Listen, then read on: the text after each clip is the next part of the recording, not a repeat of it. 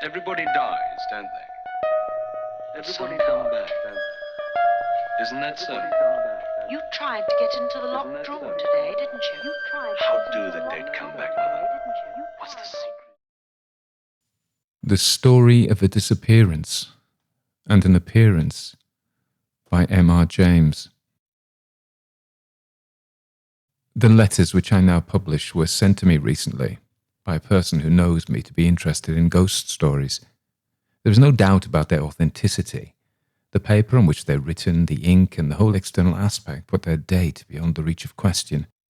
The only point which they do not make clear is the identity of the writer. He signs with initials only, and as none of the envelopes of the letters are preserved, the surname of his correspondent, obviously a married brother, is as obscure as his own. No further preliminary explanation is needed, I think. Luckily, the first letter supplies all that could be expected. Letter 1. Great Crishall, December 22nd, 1837. My dear Robert, it is with great regret for the enjoyment I am losing, and for a reason which you will deplore equally with myself, that I write to inform you that I am unable to join your circle for this Christmas, but you will agree with me that it is unavoidable when I say that I have within these few hours received a letter from Mrs. Hunt at B to the effect that our uncle Henry has suddenly and mysteriously disappeared, and begging me to go down there immediately and join the search that is being made for him. Little as I, or you either, I think, have ever seen of Uncle, I naturally feel that it is not a request that can be regarded lightly, and accordingly I propose to go to B by this afternoon's mail, reaching it late in the evening. I shall not go to the rectory, but put up at the King's Head, and to which you may address letters. I enclose a small draft which you will please make use of for the benefit of the young people. I shall write you daily, supposing me to be detained more than a single day, what goes on, and you may be sure, should the business be cleared up in time to permit of my coming to the manor after all, I shall present myself. I have but a few minutes at disposal, with cordial greetings to you all, and many regrets, believe me, your affectionate bro, W.R. Letter 2. King's Head, December 23rd, 1837. My dear Robert, in the first place, there is as yet no news of Uncle H., and I think you may finally dismiss any idea, I won't say hope, that I might after all turn up for Christmas. However, my thoughts will be with you, and you have my best wishes for a really festive day. Mind that none of my nephews or nieces expend any fraction of their guineas or presents on me. Since I got here, I've been blaming myself for not taking this affair of Uncle H too easily. From what people here say, I gather that there is very little hope that he can still be alive, but whether it is accident or design that carried him off, I can't judge. The facts are these. On Friday the 19th, he went as usual shortly before 5 o'clock to read evening prayers at the church, and when they were over there, the clerk brought him a message, in response to which he set off to pay a visit to a sick person at an outlying cottage the better part of 2 miles away. He paid the visit and started on his return journey at about 6:30. This is the last that's known of him. The people here are very much grieved at his loss. He had been here many years, as you know, and though, as you also know, he was not the most genial of men, and had more than a little of the martinet in his composition, he seems to have been active in good works and unsparing of trouble to himself. Poor Mrs. Hunt, who has been his housekeeper ever since she left Woodley, is quite overcome. It seems like the end of the world to her. I'm glad that I didn't entertain the idea of taking quarters at the rectory, and I have declined several kindly offers of hospitality from people in the place, preferring as I do to be independent, and finding myself very comfortable here. You will, of course, wish to know what has been done in the way of inquiry and search. First, nothing was to be expected from investigation at the rectory, and to be brief, nothing has transpired. I asked Mrs. Hunt, as others had done before, whether there was either any unfavourable symptom in her master, such as might portend a sudden stroke or attack of illness, or whether he had ever had reason to apprehend any such thing. But both she and also his medical man were clear that this was not the case. He was quite in his usual health. In the second place, naturally, ponds and streams have been dragged, and fields in the neighbourhood which he is known to have visited last have been searched, without result. I have myself talked to the parish clerk, and, more important, have been to the house where he paid his visit. There can be no question of any foul play on these people's part. The one man in the house is ill in bed and very weak. The wife and the children, of course, could do nothing themselves, nor is there the shadow of probability that they, or any of them, should have agreed to decoy poor Uncle H out in order that he might be attacked on the way back. They had told what they knew to several other inquirers already, but the woman repeated it to me. The rector was looking just as usual. He wasn't very long with the sick man. He ain't, she said, like some what has a gift in prayer, but there, if it was all that way, however would the chapel people get their living? He left some money when he went away, and one of the children saw him cross the stile into the next field. He was dressed as he always was, all his bands. I gather he's nearly the last man remaining who does so, at any rate in this district. You see, I'm putting down everything. The fact is that I have nothing else to do, having brought no business papers with me, and moreover it serves to clear my own mind and may suggest points which may have been overlooked. So I shall continue to write all that passes, even to conversations if need be. You may read or not, as you please, but pray keep the letters. I have another reason for writing so fully, but it's not a very tangible one. You may ask if I have myself made any search in the fields near the cottage. Something, a good deal, has been done by others, as I mentioned, but I hope to go over the ground tomorrow. Bow Street has now been informed and will send down by tonight's coach, but I do not think they will make much of the job. There's no snow, which might have helped us. The fields are all grass. Of course, it was on the qui-vive for any indication today, both going and returning, but there was a thick mist on the way back, and I was not in trim for wandering about unknown pastures, especially on an evening when bushes looked like men, and a cow lowing in the distance might have been the last trump. I assure you, if Uncle Henry had stepped out from among the trees and the little copse which borders the path at one place, carrying his head under his arm, I should have been very little more uncomfortable than I was. To tell you the truth, I was rather expecting something of the kind. But I must drop my pen for the moment. Mr. Lucas, the curate, is announced. Later, Mr. Lucas has been and gone, and there isn't much beyond the decencies of ordinary sentiment to be got from him. I can see that he has given up any idea that the rector can be alive, and that, so far as he can be, he's truly sorry. I can also discern that even in a more emotional person than Mr. Lucas, Uncle Henry was not likely to inspire strong attachment. Besides Mr. Lucas, I have had another visitor in the shape of my Boniface, mine host of the King's Head, who came to see whether I had everything I wished, and who really requires the pen of a Boz to do him justice. He was very solemn and weighty at first. "Well, sir," he said, "I suppose we must bow our head beneath the blow, as my poor wife had used to say. So far as I can gather, there's been neither hide nor hair of our late respected incumbent scented out as yet. Not that he was what the Scripture terms a hairy man in any sense of the word. I said, as well as I could, that I suppose not, but could not help adding that I had heard he was sometimes a little difficult to deal with." Mr. Bowman looked at me sharply for a moment, and then passed in a flash from solemn sympathy to impassioned declamation. "When I think," he said, "of the language that man see fit to employ to me in this here parlour over no more than a matter of a cask of beer, such a thing as I told him might happen any day of the week to a man with a family, though, as it turned out, he was quite under a mistake, and that I knew at the time, only I was shocked to hear him. I couldn't lay my tongue to the right expression." He stopped abruptly and eyed me with some embarrassment. I only said, "Dear me, I'm sorry to hear you had any little differences. I suppose my uncle will be a good deal missed in the parish." Mr. Bowman drew a long breath. "Ah, yes," he said, "your uncle. You'll understand me when I say that for the moment it had slipped my remembrance that it was a relative, and natural enough, I must say, as it should, for as to you bearing any resemblance to him, the notion of any such thing is clean ridiculous. All the same, had I have bore it to my mind, you'll be among the first to feel, I'm sure, as I should have abstained my lips, or rather I should not have abstained my lips with no such reflections." I assured him that I quite understood, and was going to have asked him some further questions, but he was called away to see after some business. By the way, you needn't take it into your head that he has anything to fear from the inquiry into poor Uncle Henry's disappearance, though no doubt in the watches of the night it will occur to him that I think he has, and I may expect some explanation tomorrow. I must close this letter, as it has to go by the late coach. Letter number 3, December the 25th, 1837. My dear Robert, this is a curious letter to be writing on Christmas Day, and yet, after all, there's nothing much in it, or there may be. You shall be the judge. At least, nothing decisive. The Bow Street men practically say that they have no clue. The length of time and the weather conditions have made all the tracks so faint as to be quite useless. Nothing that belonged to the dead man, I'm afraid no other word will do, has been picked up.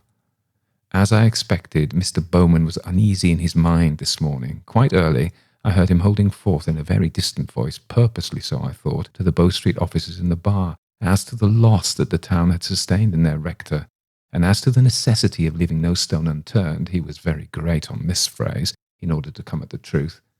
I suspect him of being an orator of repute at convivial meetings. When I was at breakfast, he came to wait on me, and took an opportunity when handing a muffin to say in a low tone, "I hope, sir, that you recognise as my feelings towards your relative is not actuated by any taint of what you might call malignity. You can leave the room, Eliza. I'll see to this gentleman as all he has requires from my own hands. I ask your pardon, sir, but you must be well aware a man is not always master of himself, and when that man has been hurt in his mind by the applications of expressions which I will go so far as to say had not ought to have been made use of," his voice was rising all this time, and his face growing redder. "No, sir, and here, if you will permit of it, I should like to explain to you in a very few words the exact state of the bone of contention. This cask, I might call it more truly a firkin of beer." I felt it was time to interpose, and said that I did not see that it would help us very much to go into that matter in detail. Mr. Bowman acquiesced, and resumed more calmly. "Well, sir, I bow to your ruling, and as you say, be that here or be it there, it don't contribute a great deal, perhaps, to the present question. All I wish you to understand is that I am prepared, as you yourself, to lend every hand to the business we have afore us, and, as I took the opportunity to say as much to the officers not 3/4 of an hour ago, to leave no stone unturned as may throw even a spark of light on this painful matter."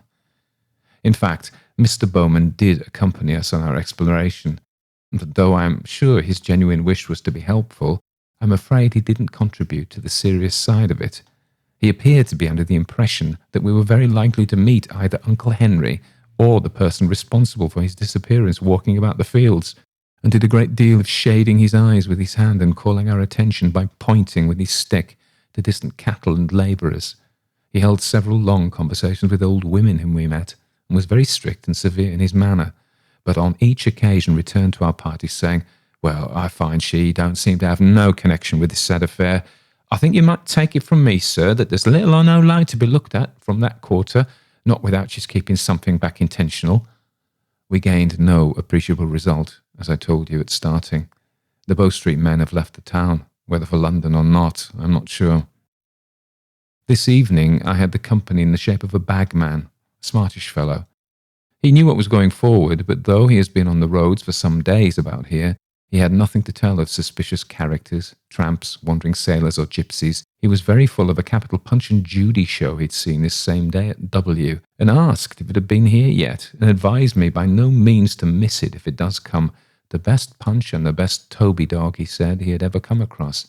Toby dogs, you know, are the last new things in the shows. I've only seen one myself, but before long all the men will have them.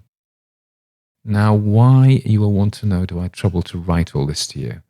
I'm obliged to do it because it has something to do with another absurd trifle, as you will inevitably say, which in my present state of rather unquiet fancy, nothing more perhaps, I have to put down. It is a dream, sir, which I am going to record, and I must say it's one of the oddest I have had. Is there anything in it beyond what the bagman's talk and Uncle Henry's disappearance could have suggested? You, I repeat, shall judge. I am not in sufficiently cool and judicial frame to do so. It began with what I can only describe as a pulling aside of curtains, and I found myself seated in a place, I don't know whether indoors or out. There were people, only a few, on either side of me, but I didn't recognize them, or indeed think much about them. They never spoke, but so far as I remember were all grave and pale-faced, and looked fixedly before them. Facing me, there was a Punch and Judy show, perhaps rather larger than the ordinary ones, painted with black figures on a reddish-yellow ground. Behind it, on each side, was only darkness, but in front there was a sufficiency of light. I was strung up to a high degree of expectations and listened every moment to hear the panpipes and the roo-too-too-too it. Instead of that, there came suddenly an enormous, I can use no other word, an enormous single toll of a bell. I don't know from how far off, somewhere behind. The little curtain flew up, and the drama began. I believe someone once tried to rewrite Punch as a serious tragedy, but whoever he may have been, this performance would have suited him exactly. There was something satanic about the hero. He varied his methods of attack. For some of his victims he lay in wait, and to see his horrible face, it was yellowish-white, I may remark, peering round the wings, made me think of the vampire in Fuseli's foul sketch. To others he was polite and carneying, particularly to the unfortunate alien who can only say shalabala, though what Punch said I never could catch. But with all of them I came to dread the moment of death, the crack of the stick on their skulls, which in the ordinary way delights me, had here a crushing sound, as if the bone was giving way, and the victims quivered and kicked as they lay. The baby, it sounds more ridiculous as I go on, the baby, I'm sure, was alive. Punch wrung its neck, and if the choke or squeak which it gave were not real, I know nothing of reality. The stage got perceptibly darker as each crime was consummated, and at last there was one murder which was done quite in the dark, so that I could see nothing of the victim, and took some time to effect. It was accompanied by hard breathing and horrid, muffled sounds, and after it Punch came and sat on the footboard and fanned himself and looked at his shoes, which were bloody, and hung his head on one side and sniggered in so deadly a fashion that I saw some of those beside me cover their faces, and I would gladly have done the same. But in the meantime the scene behind Punch was clearing and showed not the usual house front, but something more ambitious, a grove of trees and the gentle slope of a hill with a very natural, in fact I should say a real moon shining on it. Over this there rose slowly an object which I soon perceived to be a human figure with something peculiar about the head, what I was unable at first to see. It did not stand on its feet, but began creeping or dragging itself across the middle distance towards Punch, who still sat back to it, and by this time, I may remark, though it didn't occur to me at the moment, that all pretense of this being a puppet show had vanished. Punch was still Punch, it's true, but like the others, was in some sense a live creature, and both moved themselves at their own will. When I next glanced at him, he was sitting in malignant reflection, but in another instant something seemed to attract his attention, and he first sat up sharply and then turned around, and evidently caught sight of the person that was approaching him and was in fact now very near. Then indeed did he show unmistakable signs of terror. Catching up his stick, he rushed towards the wood, only just eluding the arm of his pursuer, which was suddenly flung out to intercept him. It was with a revulsion which I cannot easily express that I now saw more or less clearly what this pursuer was like. He was a sturdy figure clad in black, and, as I thought, wearing bands. His head was covered with a whitish bag. The chase, which now began, lasted I don't know how long, now among the trees, now along the slope of the field. Sometimes both figures disappeared wholly for a few seconds, and only uncertain sounds letting one know that they were still afoot. At length there came a moment when Punch, evidently exhausted, staggered in from the left and threw himself down among the trees. His pursuer was not long after him, and came looking uncertainly from side to side. Then, catching sight of the figure on the ground, he too threw himself down. His back was turned to the audience.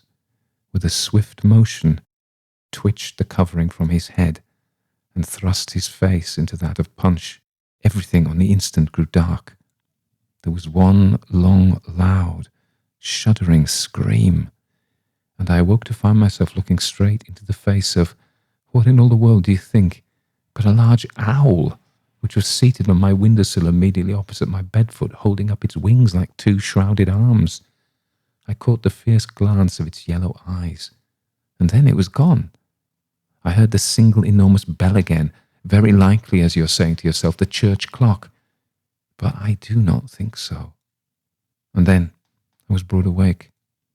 All this, I may say, happened within the last half hour.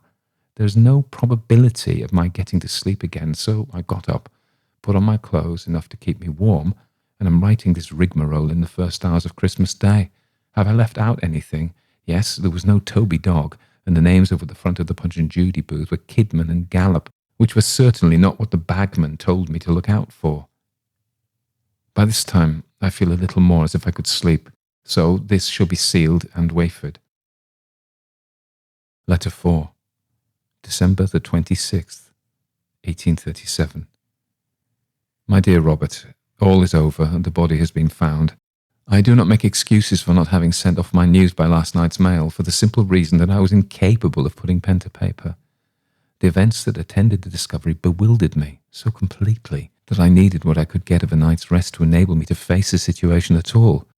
Now I can give you my journal of the day, certainly the strangest Christmas Day that I ever spent or am likely to spend. The first incident was not very serious. Mr. Bowman had, I think, been keeping Christmas Eve and was a little inclined to be captious. At least he was not on foot very early. To judge from what I could hear, neither men or maids could do anything to please him. The latter were certainly reduced to tears, nor am I sure that Mr. Bowman succeeded in preserving a manly composure. At any rate, when I came downstairs, it was in a broken voice that he wished me the compliments of the season, and a little later, when he paid his visit of ceremony at breakfast, he was far from cheerful, even Byronic, I might almost say, in his outlook on life. I don't know, he said, if you think with me, sir, but every Christmas as comes round, the world seems a hollerer thing to me. Why, take an example now from what lays under my own eye. There's my servant, Eliza, been with me now for going on 15 years. I thought I could have placed my confidence in Eliza, and yet this very morning, Christmas morning too, of all the blessed days of the year, with the bells ringing and all like that, I say this very morning, had it not been for Providence watching over us all, that girl would have put, indeed I may go so far as to say, had put the cheese on your breakfast table. He saw I was about to speak and waved his hand at me. It's all very well for you to say yes, Mr. Bowman, but you took away the cheese and locked it up in the cupboard, which I did, and I have the key here, or if not the actual key, one very much about the same size. That's true enough, sir. But what do you think is the effect of that action on me? Why, it's no exaggeration for me to say that the ground is cut from under my feet. And yet when I said as much to Eliza, not nasty, mind you, but just firm-like, what was my return? Oh, she says. Well, she says, there was no bones broke, I suppose.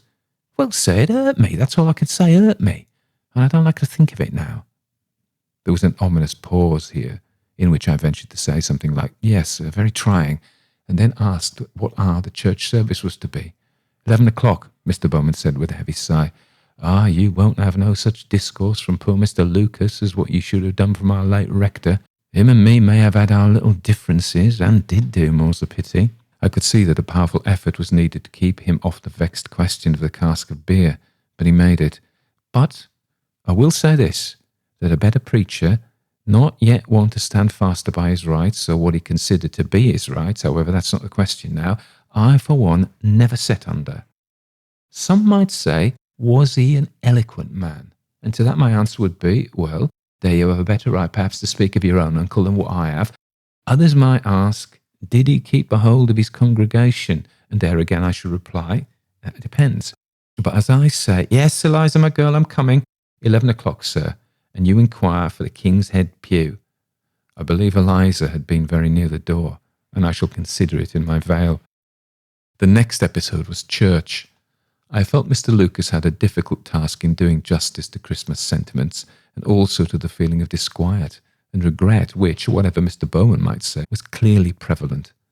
I do not think he rose to the occasion. I was uncomfortable. The organ wolved, you know what I mean. The wind died twice in the Christmas hymn, and the tenor bell, I suppose owing to some negligence on the part of the ringers, kept sounding faintly about once in a minute during the sermon.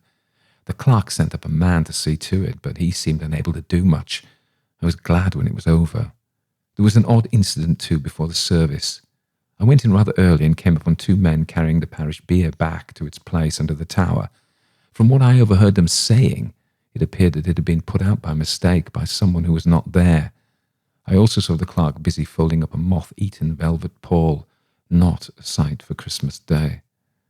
I dined soon after this, and then, feeling disinclined to go out, took my seat by the fire in the parlour with the last number of Pickwick, which I had been saving up for some days.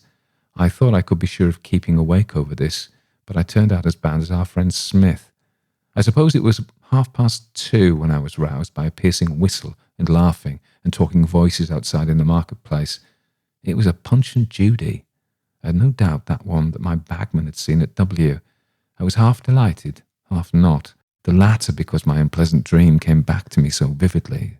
But anyhow, I determined to see it through, and I sent Eliza out with a crown piece to the performers and a request that they would face my window if they could manage it. The show was a very smart new one. The names of the proprietors, I need hardly tell you, were Italian, Foresta and Calpigi. The Toby dog was there, as I had been led to expect. All B turned out, but didn't obstruct my view, for I was at the large first-floor window not 10 yards away. The play began on the stroke of 2:45 by the church clock. Certainly it was very good, and I was soon relieved to find that the disgust my dream had given me for Punch's onslaughts on his ill-starred visitors was only transient. I laughed at the demise of the turncock, the foreigner, the beadle, and even the baby. The only drawback was the Toby dog's developing a tendency to howl in the wrong place. Something had occurred, I suppose, to upset him, and something considerable, for I forget exactly at what point he gave a most lamentable cry, leapt off the footboard, and shot away across the marketplace and down a side street. There was a stage wait, but only a brief one. I suppose the men decided that it was no good going after him and that he was likely to turn up again at night. We went on. Punch dealt faithfully with Judy, and in fact with all comers, and then came the moment when the gallows was erected, and the great scene with Mr. Ketch was to be enacted. It was now that something happened, of which I can certainly not yet see the import fully. You have witnessed an execution and know what the criminal's head looks like with the cap on. If you're like me, you never wish to think of it again, and I don't willingly remind you of it. It was just such a head as that I, from my somewhat higher post, saw in the inside of the show box, but at first the audience didn't see it. I expected it to emerge into their view, but instead of that, there slowly rose for a few seconds an uncovered face with an expression of terror upon it, of which I have never imagined the like. It seemed as if the man, whoever he was being forcibly lifted, with his arms somehow pinioned or held back towards the little gibbet on the stage. I could just see the night-capped head behind him. Then there was a cry and a crash. The whole showbox fell over backwards. Kicking legs were seen among the ruins, and then 2 figures, as some said, I can only answer for one, were visible running at top speed across the square and disappearing in the lane which leads to the fields. Of course, everybody gave chase. I followed, but the pace was killing, and very few were in, literally at the death. It happened in a chalk pit. The man went over the edge quite blindly and broke his neck. They searched everywhere for the other until it occurred to me to ask whether he had ever left the marketplace. At first everyone was sure that he had, but when we came to look, he was there, under the showbox, dead too. But in the chalk pit it was that poor Uncle Henry's body was found, with a sack over the head, the throat horribly mangled. It was a peaked corner of the sack sticking out of the soil that attracted attention. I cannot bring myself to write in greater detail. I forgot to say, the men's real names were Kidman and Gallop. I feel sure I have heard them, but no one here seems to know anything about them. I'm coming to you as soon as I can after the funeral. I must tell you when we meet what I think of it all.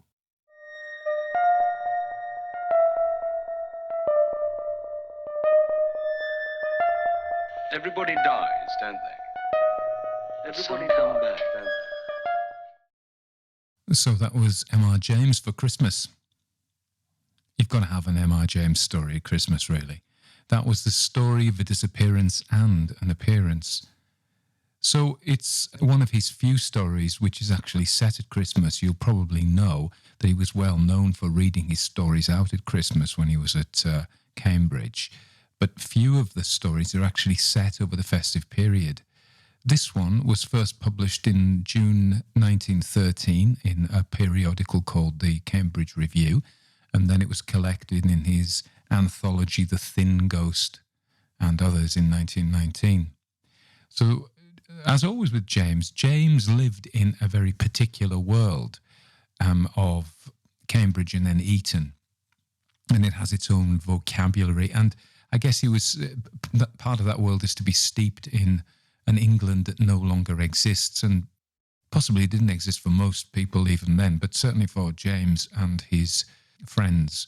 So bands are a kind of white necktie worn by a certain type of old-fashioned Anglican clergyman in those days. And I think it's to signify that his Uncle Henry, W.R.'s Uncle Henry, who was the letter writer, his Uncle Henry was rather old school.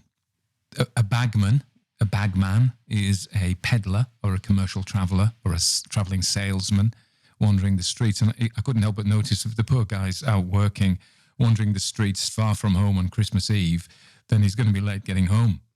And this leads us kind of to the question, what on earth happened? Because we're not really given a proper explanation of the story at all. And it seems to me, and I always have the feeling with James's stories that I'm actually missing something. But it seems to me that what happened was poor old Uncle Henry, who was straight-laced but very dutiful, a bit boring, possibly not the easy... Well, he says he's not genial, doesn't he? Not the easiest guy to get along with, but he knows his duty and he's basically a good man. He goes to visit this poor family. He's called out just before Christmas and he leaves them some money and then he vanishes. So up until this point, it's Midsummer Murders, really, which was if you don't know, was a famous English detective series where it's set in rural England where everybody got murdered in these apparently peaceful villages. So old Uncle Henry goes missing and they drag the rivers and they go looking for him and they can't find him. And this is a bit of a mystery. And they presume he's been murdered. And then clue number one is when W.R. is in his hotel over Christmas and the bagman gets talking to him and he says, did you see any dubious characters on the streets? And those dubious characters are gypsies, tramps, and wandering sailors. Well, of course, this is set sort of in the 1830s, yeah. So it's still after the Napoleonic Wars, and I wish my history was a bit sharper, but I think after the economic effort, there was a bit of a economic crash in those days, and a lot of soldiers and sailors basically were left to their own devices to walk the streets and become hobos, bums, tramps. So these are kind of your stock. If somebody's going to murder you in England in those days, it's going to be one of these lot. But then, of course, the bagman goes on about this most wonderful Punch and Judy show. So what is the Punch and Judy show for those people who don't know? Well, it is a very stylized type of puppet show, and it's descended from, I think, the Commedia dell'arte, the Italian marionettes tradition, and I think Punch, Mr. Punch, is Punchinella. Anyway, the story is quite gruesome. Punch is a serial killer, Mr. Punch, and he's a monstrous sadist, monster, and he kills everybody, the baby, his wife, Judy, and eventually he's hung. So it's a very grim story, and it's traditionally for children. And there's a Toby dog, and they talk with a funny voice with a little squeaker that you put in your throat. And I, at one point, quite fancied being a Punch and Judy man, but my then wife said to me that I would probably swallow the buzzer and have to go to hospital all the time. So, but it never happened. So Punch and Judy, the Toby dog. So the Toby dog's in the Punch and Judy. It reminds me of one of my great favourites at this time of year is the Box of Delights by John Masefield, which was that and the Midnight Folk. Now, if you remember, the piece of music I played at the end of the last one was the Midnight Folk, based, inspired by John Masefield's story. So these two books are fantastic. They're a bit weird themselves, but I loved them as a kid. And then in the 1980s, there was a very famous TV series of A Box of Delights. I'm digressing, of course. This is not about the Box of Delights, but there's a Punch and Judy man in it called Cole Hawkins, and he has a Toby dog. That is the connection. Okay, so there we are. So basically, it seems that the Punch and Judy men came across him, murdered him for his money. He had money on him because he left money with the old, the poor people. So that's set up.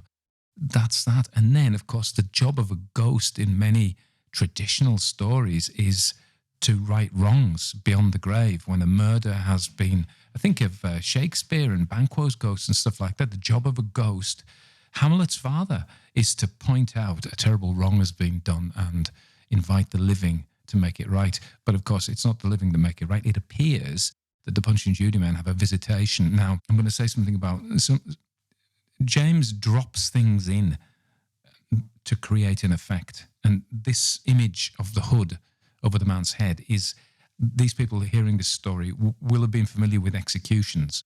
And this is what you did. You put the hood over the head before you hang the victim, the murderer, the criminal. So that would have reminded them of that. But it looks like that the Punch and Judy men setting up their show were suddenly visited by some kind of presence. Toby Dog legs it. Toby Dog legs it. There's something going on. They run. One dies there and then, and the other. It is almost a hanging. He talks about a man being lifted with his arms pinioned behind him. So it's an execution. It's an image of execution. And the running man, the running criminal, who we presume is the criminal, breaks his neck and reveals the body that wouldn't have been found otherwise. So that is a very traditional ghost thing to do in a ghost story. James, you mustn't say anything about James. He's one of those things you can't touch. But, you talk about Chekhov. He says, you're going to use a gun in Act 3, put it in, make them see it in Act 1. Well, James drops things in for effect that do not actually lead anywhere in the plot. And it's almost like melodrama. These things are put in, as I say in the notes, in my Dungeons and Dragons days, we used to put things in not because they advanced the story, but because they created the atmosphere. They were props, So there are portents and omens that occur in this story that do not appear to advance the narrative unless I'm really missing something. And this, of course, the Gothic novel did. The Gothic novel of the 18th century, 19th century was full of portents and omens. It was part of the thing. So James may be playing with this, but certainly the owl, that dread bird of the night, the Toby Dog running off, the bell that rings that can't be fixed during the Christmas Day service, the organ going wrong or wolving. My spell checker didn't know what that was. Neither did I, but I do now. Strange things like the beer being put out, that's what you put a coffin on Christmas Day, and the pall, again, for coffins being taken out, and these are just shown and they're put away, So they do not appear to advance the story. They seem to be merely there to make us go, ooh, The other thing that's there is Mr. Bowman, the innkeeper. He has some purpose in showing what an old curmudgeon Uncle Henry was, but generally he's just there as comic effect, really. And all the story about Eliza and the cheese and the key, is that supposed to be supernatural? Because I was a bit lost there. Somebody knows, tell me. James is just dropping these things in. I think the story is a cross between a murder mystery and a horrific dream sequence. And this is where the unsettlingness of the story comes. The dream is lurid and bizarre and surreal. And, an old-fashioned ghost story, and many other ghost story writers, particularly the traditional ones up to this point, they would tell a naturalistic story, a supernatural thing intruded in it, but the world was otherwise perfectly normal. But James has these surreal interludes, and you think about the shirt, the flapping shirt, and the black figure in, which these are two stories we've done, Oh Whistle and I'll Come to You, and then in the Mezzotint, the broken figure crawling with the white cross. These are just nightmare figures, and I think that's where he manages to get our normal world and just split it and put nightmare in. When in the middle of the night you've had a nightmare and it is so wrong, and there's that uncanny feeling. Uncanny meaning, unheimlich, as Freud called it. The normal world is strange, and what we have taken for granted and drawn our security from is the rules, the fact that the world is the world and it behaves in a certain way. And what James does is he brings elements of the irrational and almost, I say prefiguring, but, the surrealists and the Dadaists and people like that. And this is going to become an element in, I notice when I read a lot of modern horror stories that they are not naturalistic, that they are surreal, that they delve into the unconscious. And of course, the Freudian Jungian unconscious becomes a big deal in stories later on. But a lot of modern horror is not naturalistic. And whereas James's story is broadly, the setting is, the dream is definitely unnerving because it undermines our security of living in a predictable world and opens us to the possibilities that something strange and uncanny can reach in at any time. This, to me, is his genius, really. Not particularly his plotting, not his characterization, not his language, but just this ability to put the weird in a way that really gets under your skin. He has his successes. I always think of, we do have this tradition of the weird. Think of Robert Aikman, and we read the Bruno Schulz, who's Polish, but that's the surrealist coming in, the influence of the irrational through the unconscious. And that, of course, has a big connection with romanticism, but we haven't got time to go through that. Anyway, ultimately, the story's okay. I like it. I like the English setting, the village. That's done nicely. I want to be there, and the weirdness is weird. So yeah, he deserves his place because he is really scary without being gory. Anyway, so that's that. That's your thing for Christmas. The thoughts of my twisted mind. I'm not saying I'm right. I'm no expert. I don't have a PhD in ghost stories, although it would be rather nice to get one if I had the time and leisure, which I don't. So my Christmas ghost stories, who are far more naturalistic. They're a lot simpler than James's and Schmaltzier, to be honest, but they're reviewing very well. So, get that. More ghost stories by Tony Walker. The audiobook should be out. General Begging Bowl. Oh, buy me a coffee. There we go. Buy me a coffee. ko-fi. I think it's .com. www.ko.fi.com/Tony Walker. You can get some free audiobooks there as well if you call by. Music at the end is by Dvoinik, and I put some links on because you can go and buy his stuff now. He's giving all this to me for free, all the way from Australia, Michael Romeo, and this is our chance to support him, okay? So if you like the ominous drones at the end of this, crack on. The beginning is Heartwood Institute. As always, my mate Jonathan. I hope you are having a very nice Christmas. And the only weirdness that comes in is through the means of these stories or any films you want to watch. I'm looking forward to watching A Ghost Story for Christmas on BBC, and if there isn't a current one this year, I'll watch some of the old ones. Everybody dies, don't they? Everybody come back, don't they? Isn't that so? Isn't that so? Isn't that so? Isn't that so?